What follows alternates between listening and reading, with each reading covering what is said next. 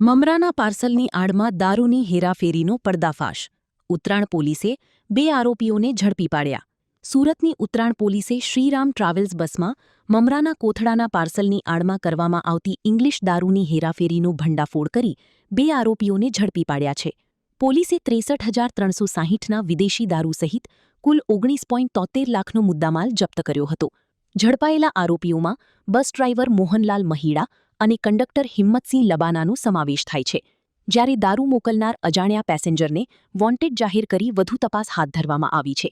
Report Harish Rajput, Surat. માં motor driving, safe and sure driving. Driving એ શોખ સાથે આપની મોટી જવાબદારી પણ છે. અમારા ઇન્સ્ટ્રક્ટર દ્વારા સચોટ અને સરળ માર્ગદર્શન. આપની રોજની તાલીમની માહિતી મેળવીને શું અધુરાશ છે એના ઉપર પૂરું ફોકસ કરાય છે.